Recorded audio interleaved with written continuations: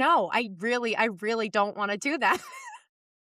I actually don't want to tell anyone the truth. Any rational person in the situation, I just can't see them having any romantic thoughts in their heads. Me and everyone in the book club were like, 1 star because I don't love serial killers. I like books about serial killers. So like, yes, it's reading, okay? Get over yourselves.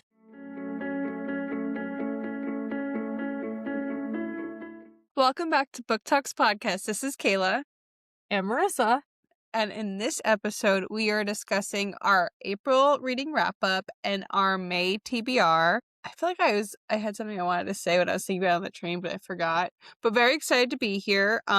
We are out of the weeds of busy season. We are no longer planning for a trip for BookCon.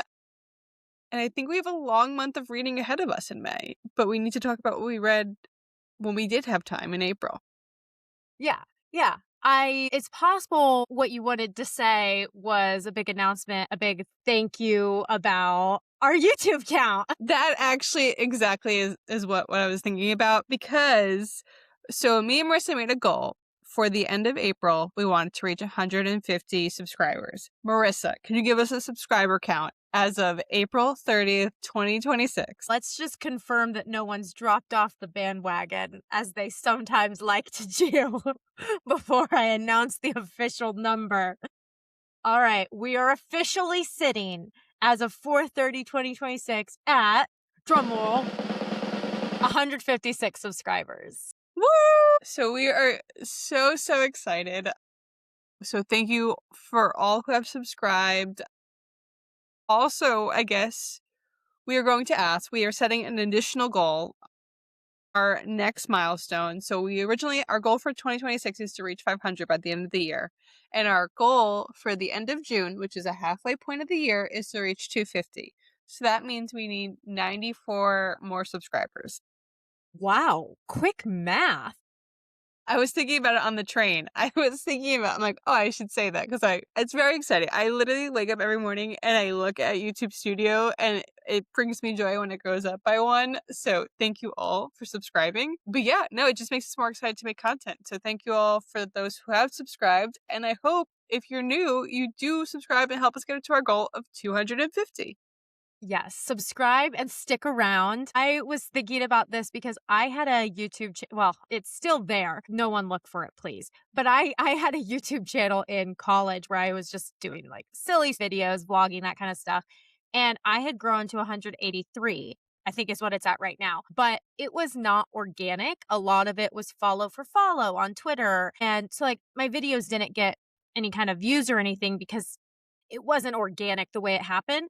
I realized today when I was looking at our subscriber count, I was like, Kayla and I have done like no marketing for this.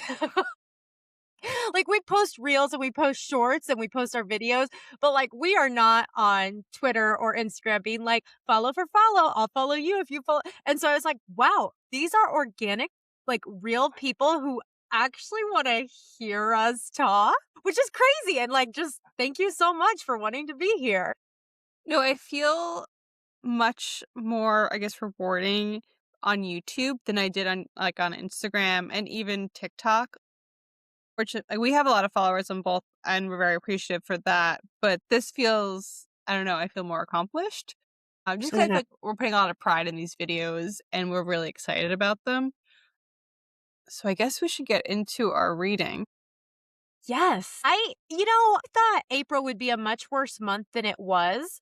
But I think, okay, physically reading wise, I think it was a bad month. But I guess I did some audiobooks. So in total, I either read, let's see, 1, 2, 3, 4. I read 5 books or consumed 5 books because technically 3 of those were audiobook. But I physically read 2. And I'm like, you know what? It was busy season. We had BookCon. I'll take it. Yeah, no, definitely. And I hate the discredit of audiobooks not being reading. It is, you will consume the content. I count it. I just for those watching, or I guess those listening, I just lifted up my Stanley because I thought I had a sticker on there. It's on one of my other water cups, but it literally says like audiobooks are reading or something like that. Because I get that it's not physically reading, but it counts as consuming the book. And for a lot of people, I mean, people with disabilities and stuff, that is potentially their only avenue. So, like, you don't want to discredit them. They consume the book too. I get the stickler in the mud about, oh, well, it's not technically reading, but I'm like, it's a generalization of the word. It means we consume the entertainment. So, like, yes, it's reading, okay? Get over yourselves. I do find myself a lot of times doing audiobook and physically reading, like doing the back and forth. Like if I'm cleaning, I'm like really into a book, I'll like throw on the audiobook. But if I'm home and like want to sit on the couch and don't want to just stare at my wall, I'll pick up the book and I'll read. So I've been doing that a lot lately. I've been trying not to listen to just anything for like, so I go on walks, and for half the walk, I allow myself to listen to something, a book, music. The other half, I force myself to sit with my thoughts Ooh, because I'm okay. trying to build my attention span back to normal. And I had read somewhere that like just being alone with your thoughts like helps that because we're all just like so overstimulated with like so much content. And I Interesting. try and, like, in the morning when I'm doing, like, getting ready in the morning, like, I don't listen to anything anymore. I used to always listen to audiobooks in the morning, but now I'm like, "You are alone with your thoughts. Get ready. You can do this." So, that's why I think I've been consuming less audiobooks, but hopefully growing my attention span. Well, because when you were in your running phase and training for your marathon, you were obviously consuming a lot of audiobooks because you were running all the time. And then I know this year you did tell me that you were doing less audiobooks, but I didn't know it was to help you improve your attention span. And now I'm wondering if I need to look that up and potentially do the same thing.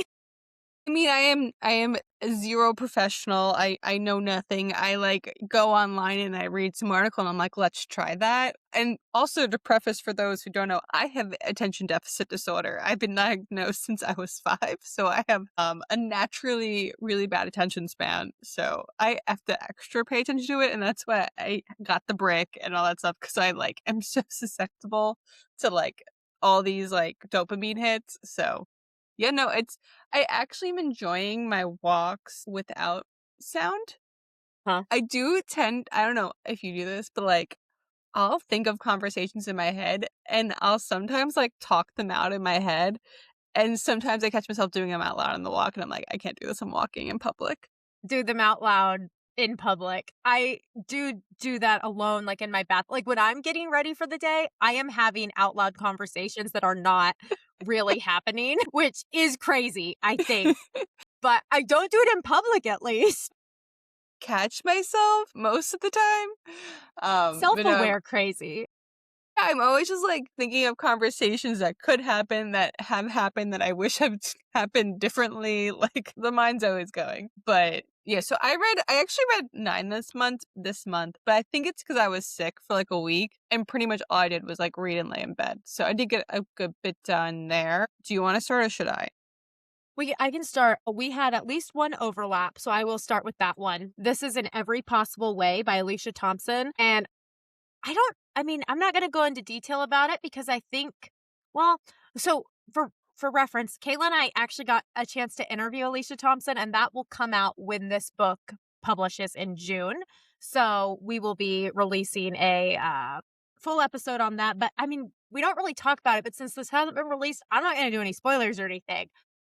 I'll suffice it to say it's a romance with like a hint of magic, which I've been seeing more and more. Like, I consider magical realism a whole separate category from romance, but lately I've been reading more romances with magic in them. So I thought that was interesting.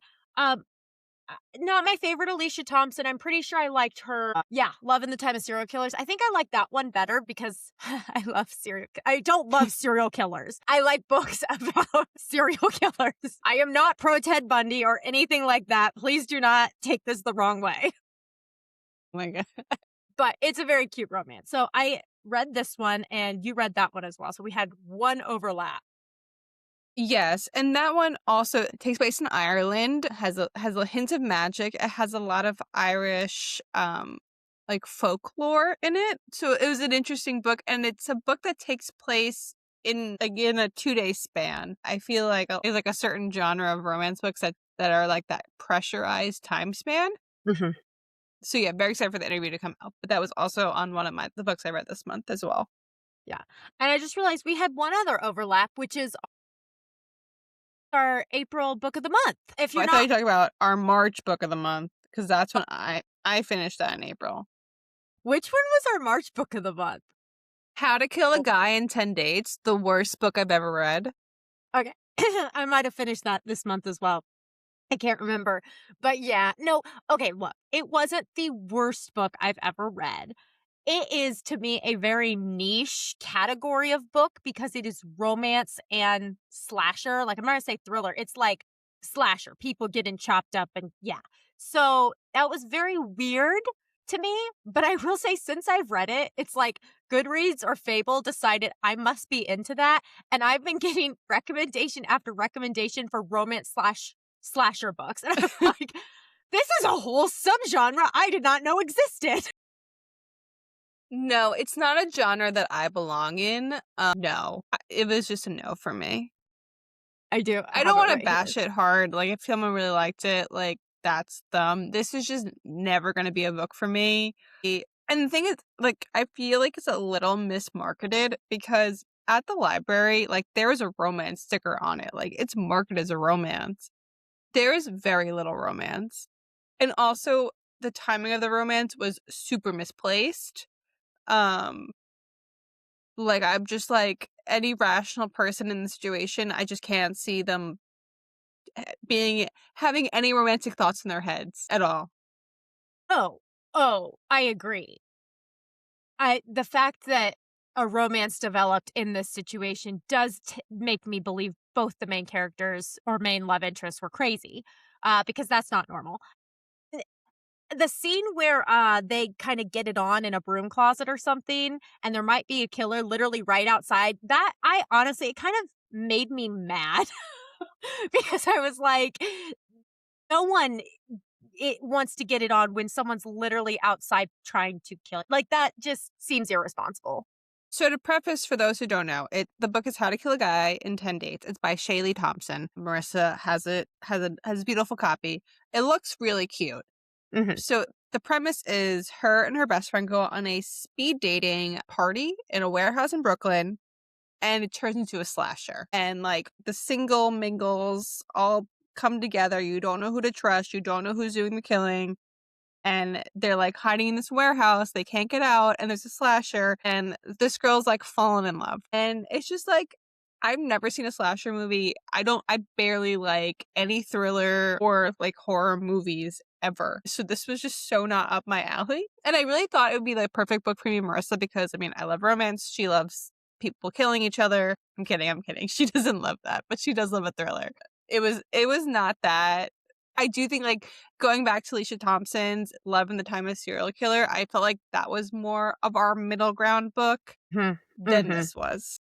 I agree. And I kind of mix the two up because they have very similar kind of color schemes and they're both about potentially romance and serial killers, but I do agree. Love in the Time of Serial Killers, it's actually like a romance and it's funny and witty, and the thing about the serial killer is that she isn't quite sure if her next door neighbor is a serial killer. All she knows is he's really hot and she kind of likes him.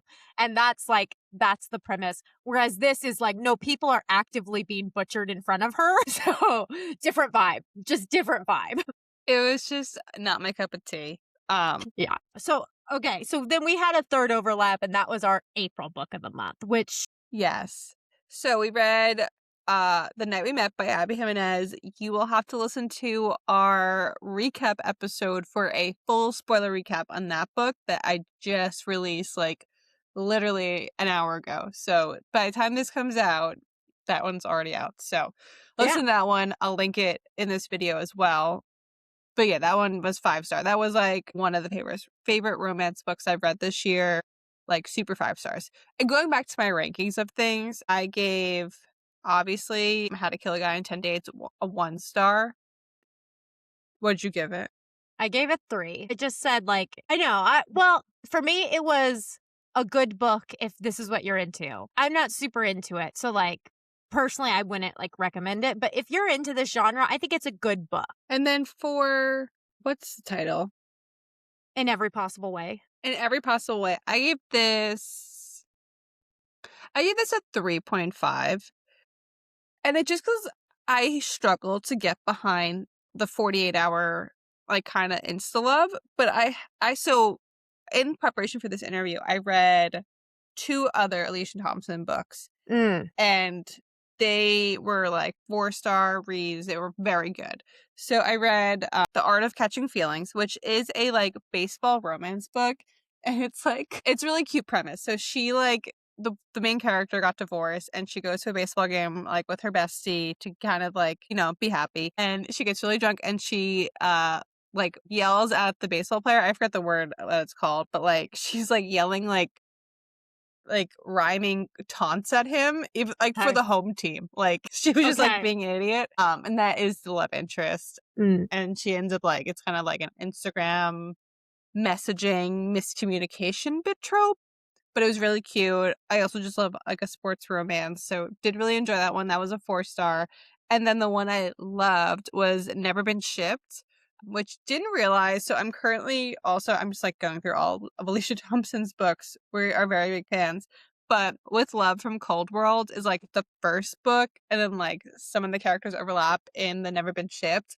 But the Never Been Shipped is like such my genre. It is so like this band was super popular when they're younger. They broke apart and they're coming back together for like a reunion concert for like on this cruise ship.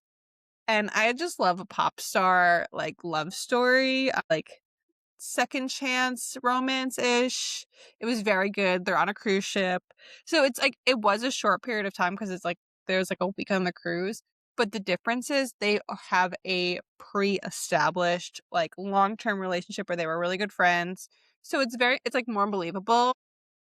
So I really like that one too. So those were 2 I've read. Really recommend it. And I'm actually really enjoying Love from Cold World. And she's also an accountant. So it's very much up our alley. Like I need to finish it. I've been listening to that one. Yeah. No, I originally only gave this 3 stars, although truthfully, after we interviewed Alicia Thompson, I was like, okay, I'm gonna give it 3.5. And I can't give How to Kill a Guy in 10 Dates 3 stars and give this the same rating. So this is at least, 3.5. I loved Alicia Thompson. You're gonna have to tune in for that interview. She is so cool and nice, and just like I really liked her. So for me, that was a 3.5, same as you. Not my favorite. Again, I personally preferred this Alicia Thompson book, but I think I'm gonna need to read that accounting one because not that I have any time. Look behind me. I haven't read any of these. So not that I have time, but that one sounds good too. Yeah, I think we're Alicia Thompson's biggest fan, and we really enjoyed chatting with her. So yeah, recommend all her books. I really like Never Been Shipped. Yeah. Okay. Getting to my top read this month, like the best book I've read in a long time. This isn't going to come as a surprise to literally anyone who's been following me on TikTok or Instagram. The Project Hail Mary by Andy Weir. And it's funny because every time I go to do like hashtag Andy Weir, I accidentally do hashtag Andy Weird. And then like half the time I remember to change it and half the time I don't. But so good. I mean, you read this first and you were like, you got to read this. I went and bought this. I bought it used, so like didn't spend a ton of money, but yeah, I one more to add to my shelf. But I loved it. 5 stars. We had a whole podcast episode on that, so we'll link that as well. But I did finish it in the month of April, so it is included in my April reading wrap. Yeah, that one was a very good read. I was recommending that book to other people because they're like, I don't want romance, but I want to read something. I'm like, Project Hail Mary, like hands down. Yeah. And it's got a different type of love in it. Like I wouldn't say there's no romance. It's it's just a different type of love, you know? It's friendship love. Yeah, yeah. I would say people categorize that separately, but we still Fine. love it. But I wouldn't categorize this as a romance. Fine. So when I was sick, I was just I don't know how I got to this book. Maybe it was just like on Libby or something. I was seeing it a lot. Unsteady, Unloved, and Unbound was coming out. And these are all from Peyton, Corinne. And people were giving like raving about it. And I was like, okay, let's see what the hype's all about. And it's the first book is hockey ice skater romance. And I love a hockey romance. It is a preferred genre of mine. And I would say I didn't dislike it. I mean, these were like 500-page romance plus, like, and I still read them fairly quickly. I just felt like like it was just choppy. It was a choppy story. And I know I'm the minority in this. Like, everyone has been giving it 5 stars. They love it so much. I do think actually you would like it because it's very heavily based on anxiety in like all of the books. They're all anxious. Sounds like So me. you might relate. But I did really enjoy the story, and I liked the world, and it was like they're all into university together. It's very similar to the Battle Habra series and the Al Kennedy series. I just like those series better, and I just felt like these characters were like, I don't know, the flow of it just didn't go. It was like choppy, and the way they like came together just didn't seem organic. Mm. So that was a little bit of an issue for me. I still read all 3. I would say I think Unbound was my favorite. I gave that one 4 stars, and then the other 2 I gave Unsteady 3.75 because we can do that on Fable, and then I gave Unloved 2.5. I don't read a whole lot of sports romance books, so I'm not the best judge of character, and I know nothing about hockey. Except I've seen Happy Gilmore, which is actually about golf, but he starts out in hockey, and that's, like, the extent of my hockey knowledge. My favorite is when I go on like Book Talk or like Bookstagram and I see girls who are like just book girls and they go to a hockey game and they like cheer and like these hockey players probably have no idea what's going on and they have no idea why we're fans of them. That is so funny. No, I've seen some videos of when, like, Heated Rivalry came out or whatever, there were, like, girls watching a fight break out on the hockey rink, and, like, one girl turned the camera to the other, and she's like, "Are they gonna kiss?" They're beating each other up. Just book girl things. So I actually grew up going to the hockey rink. My cousin played very competitive hockey and my parents were really big Islander fans. And at the time, the Islander stadium was like super close to our house. So we would go quite often. I'm not like a novice. Like Huh. I understand the gist. Actually, there's very few rules in hockey. It's pretty much just get the puck in the net. Like, it's not like, I don't know, football and baseball where you're like, I don't know, baseball has so many rules where like you have to hit it in the box and you can't, like, I don't, you have to, there's 3 strikes. Like, there's more rules. Football, you gotta like get it to the line, and it's just like honestly, just go and you hit the puck where it needs to go. So I do like a hockey romance. I think they're quite dreamy. Okay. Well, maybe I'll give one a try. Hey, I gave my best read of the not year. I mean, maybe it'll be the best read of the year, but of the month as being Project Hail Mary. So I feel the need to now tell you my worst read of the month. Because unlike you, it was not the How to Kill a Guy in 10 Dates book. I am in a separate book club from you. This is going to be controversial because it has very good reviews. For that book club, this is through my church, but through that book club, we chose The Night Circus by Erin Morgenstern. This has over 1 million reviews on Goodreads, 1,115,000 ratings, 119,000 reviews, 4-star average. Me and everyone in the book club were like, 1 star. It was not my cup of tea. And like, I don't want to bash it because clearly I'm in the minority on this because it has a 4-star average out over 1 million reviews. So clearly this just wasn't for me and the girls in my book club. But for me, it was just so boring. I don't know for sure if my experience would have been different physically reading it. I listened to it on audiobook. It was a male British narrator. And that makes me think Erin Morgenstern may also be British because I feel like a lot of times the narrator, if he's British, the author's British.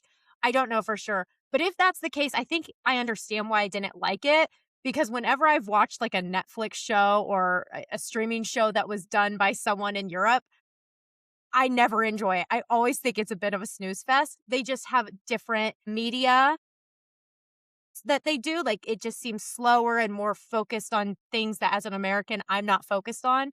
So that may have also contributed if she's a different nationality. But honestly, it had an interesting premise. And by the end, I don't actually know what happened to the 2 main characters, and I don't actually care. So I read this last year when I did when I was trying to get through all my physical books, and I don't remember the plot. I'm honestly thinking like Fantastic Beast, like kind of carnival vibes. I don't recall. And then I'm also thinking about Coryell, which I actually enjoyed that series. So I'm forgetting which Carnival storyline I have in my head, but I do Yeah. remember not liking it. Yeah, it was slow. So the premise, I'll just quickly tell you, is basically these two children get forced into a duel that they don't know the rules. They don't know when the duel's going to take place. They don't even know how to win the duel. And it's just these two magicians are like, we're putting these children up and they're going to someday duel. And as the book progresses, you learn the carnival's the setting for the duel. Okay, so now what is the duel? What's the point of the duel? And the whole book, you're just like, are we going to get to the freaking, like, what? Can we move this along? Like, I get it's this magical carnival and there were these interesting characters, but I was like, I just want to find out who's going to win the duel. uh, yeah. So that was my problem with it, I guess. They were like making the carnival, right? Like each of them were Yes. like, okay, yeah. Yeah. Yeah. Carnival books. I don't hope this doesn't turn you off because I really loved Caraval. Do you Uh-huh. have that from Stephanie Garber? Yes. I bought the whole series, I believe, and it's in a wrapped box. Yeah, set. no, that one was good. Like, I don't want this to turn you off of Carnival books because I Okay. actually love that series. Okay. And then also the Once Upon a Broken Heart series, which kind of like is a sister one. I forget which one goes first. And honestly, I don't think it matters, but don't give up on Carnival books. Well, it's funny you say that because when we were at BookCon, there was that author talking about her book, Set the Stage. And it sounded super interesting, but I was literally in the middle of Night Circus wanting to DNF it, not being able to DNF it because it's for my book club. And even though it sounded interesting, I was like, I think I'm going to have PTSD and I don't know if I'm going to be able to do another Carnival book. But I'll definitely at least give Caraval a chance because I do own that and I'm trying to go through all my stuff. But I mean, yeah, like it definitely has turned me off a little bit to Carnival books. I'm not going to lie. It is a stage set for villains by Shannon J. Span. That's I'm, awful with pronunciations. No, her book sounded intriguing. It did sound very similar to that book. I would give Caraval a spin first before okay. you dive into any more Carnival books. We just have, did I talk about all the books I've read? Is that all the books you've read? I think there's one more. Oh, yeah, there is one more serial killer book. Perfect. It's literally called Love Letter to a Serial Killer. Let me make sure I got that right. Love Letters to a Serial Killer by Tasha Coryell. And I gave it 3 stars. I'm going to read the first sentence of my review because this is kind of funny. It says, someone else in a Goodreads review said a raccoon on crack would make better decisions than the main character in this book. And that is so true. The main character in this book, she has some severe self-esteem problems and she starts writing to a killer in prison. And then he like writes back and he's like, I appreciate everything you've said. Like, I'd like to know more about you. And she's like, what's the worst that can happen? Like, I have low self-esteem. Sure, I'll write him back. And of course, she ends up falling in love with him. And then, like, when he gets out of prison, she, like, wants to be with him, but she's also like, but is he gonna kill me? But she's like, do I want him to get, like, is that something I like? It's very bizarre. But it was like I won't say fun because it's a little dark, I guess, but like an interesting read and like a fun spin on something that, when I normally read serial killer books, there's not normally that romance aspect to it. So just an interesting spin, but kind of in the same category as How to Kill a Guy in 10 Days. Just weird to be mixing killers and romance, Yeah, it's not my cup of tea. But I guess so now that we've gone through all the books you read in April, do you want to share how many physical books you still own on the bookshelf? No, I really don't want to do that. I actually don't want to tell anyone the truth. Should we do every month on the wrap up? Should we do a check-in? Oh my gosh, we probably should. Okay. So as of right now, I don't actually think any of my April books really count towards cutting away at my TBR because I bought Project Hail Mary and I received In Every Possible Way. And so like I read them, but they were also added to my shelf in April. I believe I am officially up to 149 physical books on my shelf that I have not read. Although I'm pretty sure there's one in the mail coming which is the second. I haven't gotten the second book to this yet, The Irresistible Urge to Fall for Your Enemy. So when that one shows up, I think I will officially have 150 unread books on my physical shelf. I have a problem. The good news is I've read more than that. I've read over 180 of the physical books on my shelf. So, it's not the worst, over half. But yeah, so 150 that I need to get through. And I literally have a stack right here. 1, 2, 3, 4, 5, 6 books that I am working to get through in May. All of them I own, and they're all within that 150. So I don't know if I'll be able to get through all of them, but this is, well, okay, technically they sent me this one. So, but I mean, it still counts. I own it now. But I'm just saying, this month was like, okay, I really need to buckle down and commit to it. And I'm not going to do anything this month that I don't own unless it's for, technically I am going to do the Nightingale, which I don't own because we chose that for my church book club. But other than that, I'm just doing stuff from the shelves. Fair enough. Fair enough. I went through this last year. It was a tough challenge. I had a book that I owned and I really didn't want to read it. I just donated it or I put on bingo. It got to that point. So now I'm going to control there. I still feel like it's piling up though. Mm. And I wrote out my TBR, but let me just go into the last 2 books that I read this month and then I'll get into my TBR. So I think my favorite, so actually the Abby Jimenez book I read last month. So the favorite book, my best book that I read this month was Promise Me Sunshine by Cara Bastone. Cara Bastone is becoming a favorite author of mine. Loved Ready or Not. I loved Promise Me Sunshine. It's not a fun story. So the main character just lost her best friend to cancer, and it's her other half, her literal best friend, and she is a babysitter in New York City. And she meets this guy who literally is just her rock, and it's just a beautiful story. You the whole time you're how are they gonna get together? Because it's a romance, so you're how is it gonna happen? And you're the banter was so cute.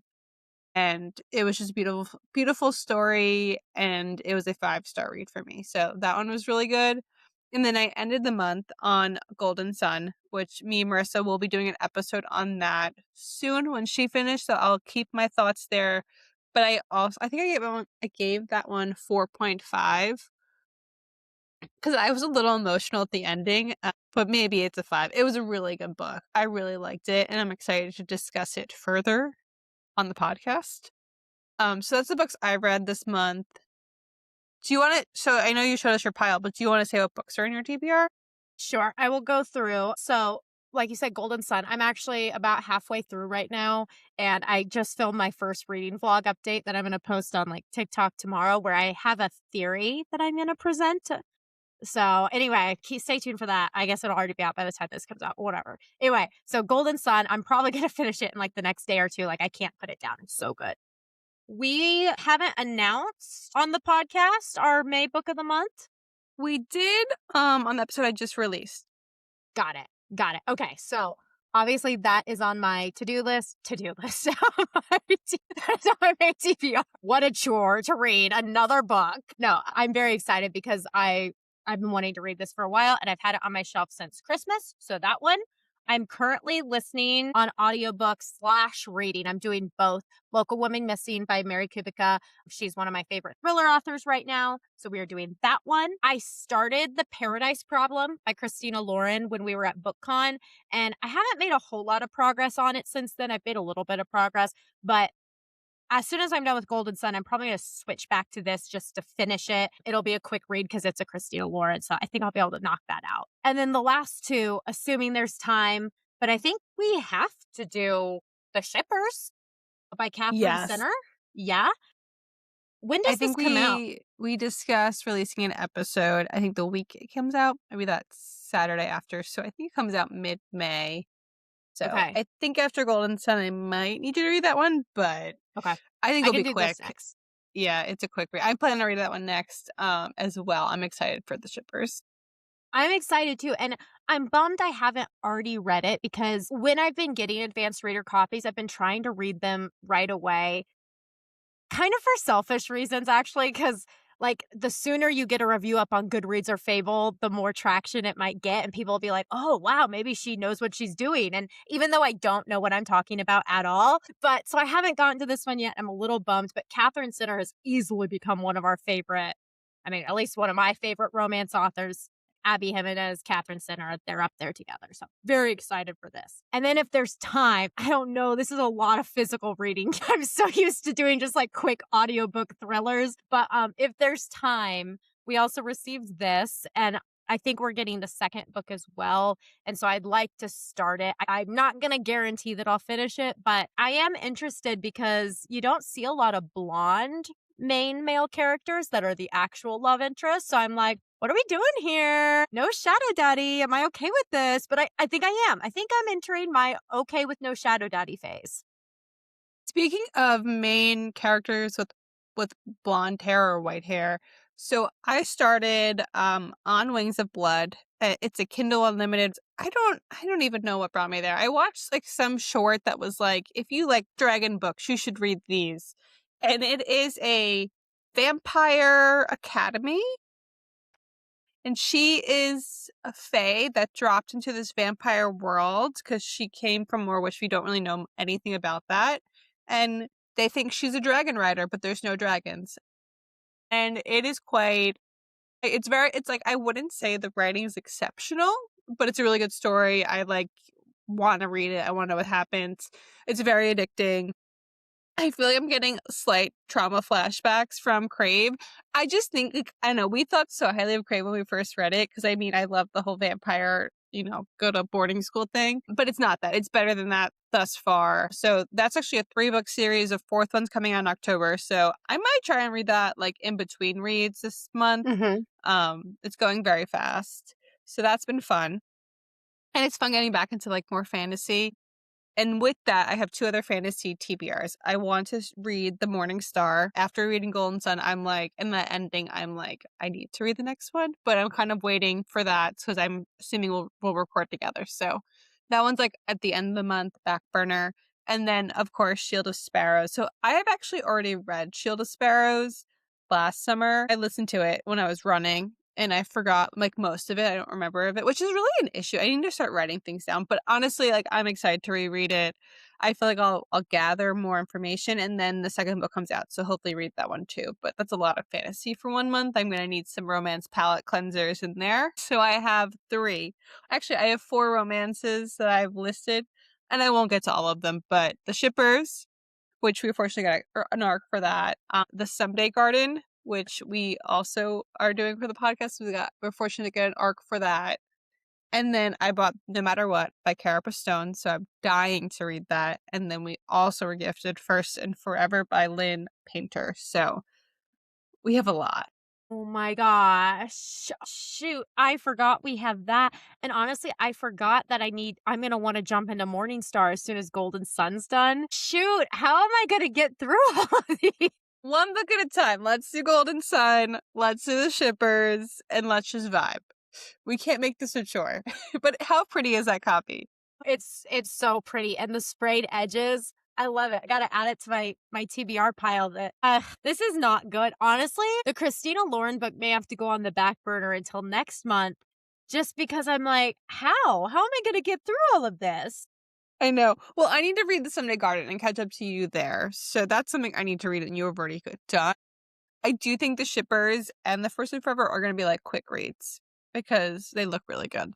So excited to be back in my fantasy realm. I will keep you guys posted on Of Wings of Blood and see if I recommend it. I'm only like 60% in. I mean, I really like it. I mean, I love like a vampire boarding school. So. Yeah. Okay, but if she turns into a gargoyle, please keep me notified. Yeah, no, that was so traumatizing. Like, literally, she could have been anything. She turned into a rock. Forgot about that, actually. I was more traumatized by the brothers fighting for her. And like the one brother was like dead and then he came back. I can't. I mean, a lot of people love it, and so, like, I don't wanna, dish on it too hard, but I'm just thinking, this badass girl, oh, she's a gargoyle? Can I get on board with that?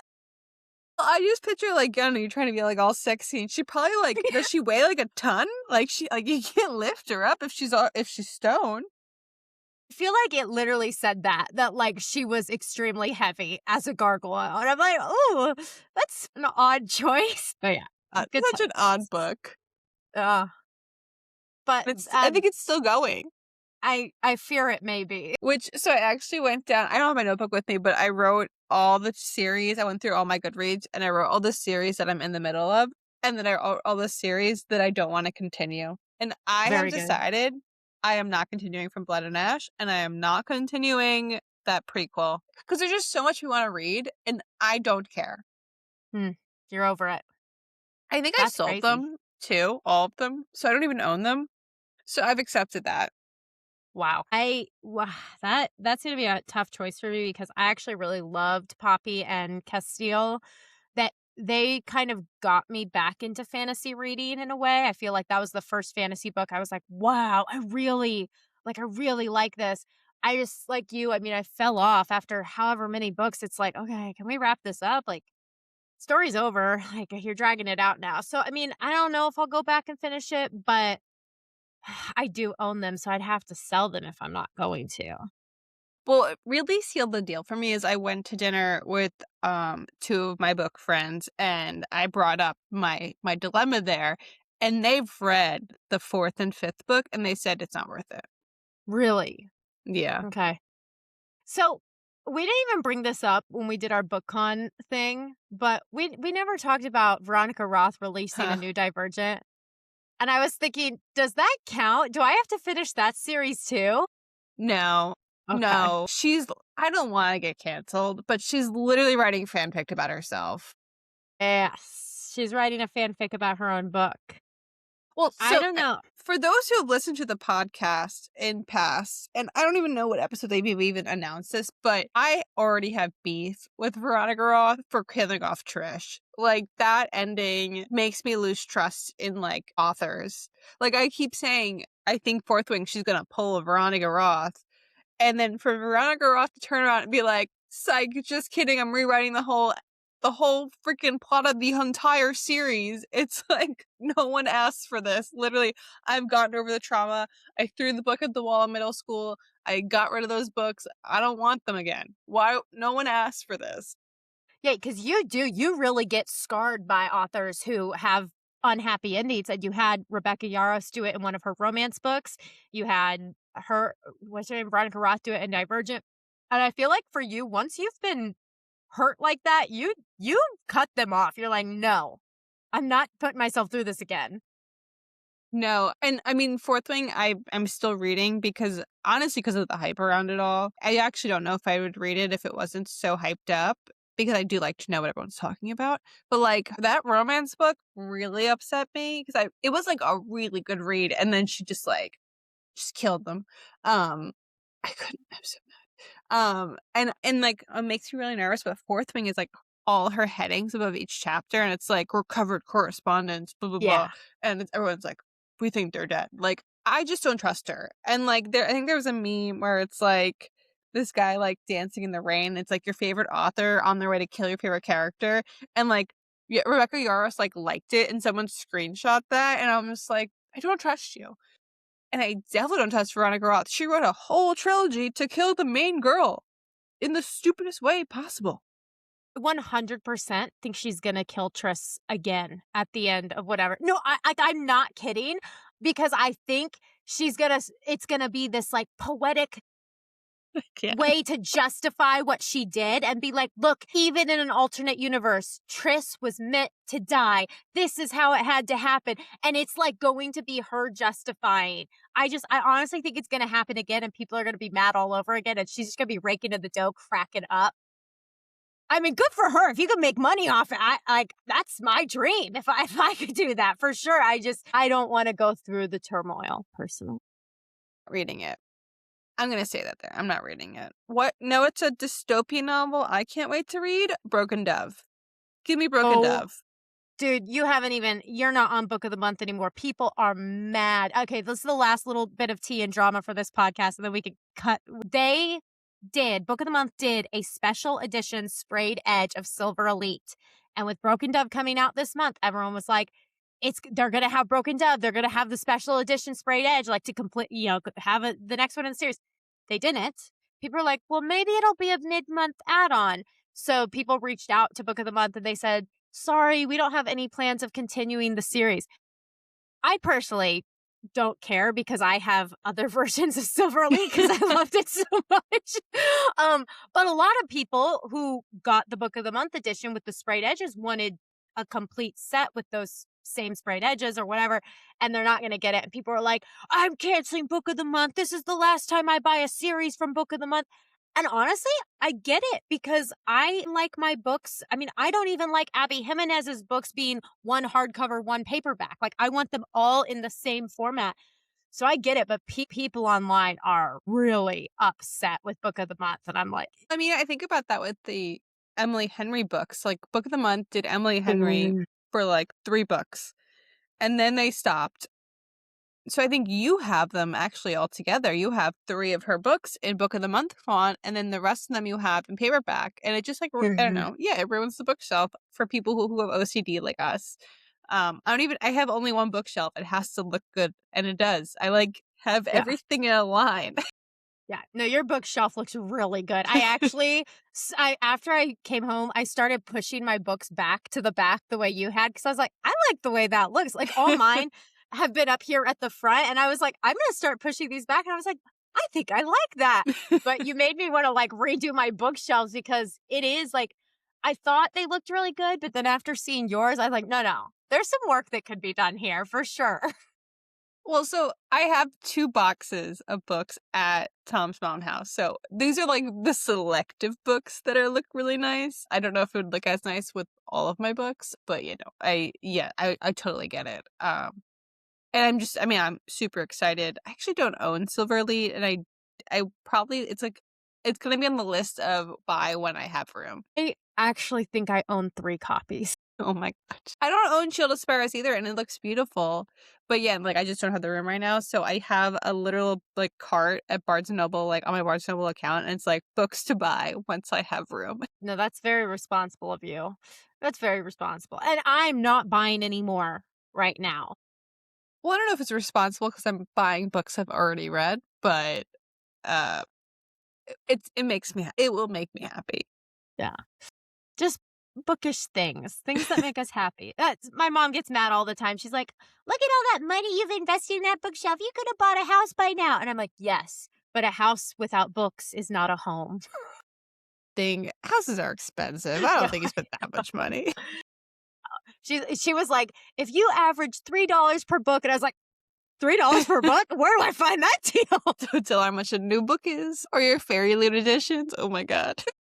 I know, but I did cancel Fairy Loot. I did at least cancel it. I'm very proud of you. Thank you. Okay, I guess we'll wrap it up. We'll leave it here. Thanks for listening. This is Kayla. And Marissa. And make sure to follow us on Instagram and TikTok at Book Talks Podcast. Hit subscribe and join our book club on Fable. Have a good night.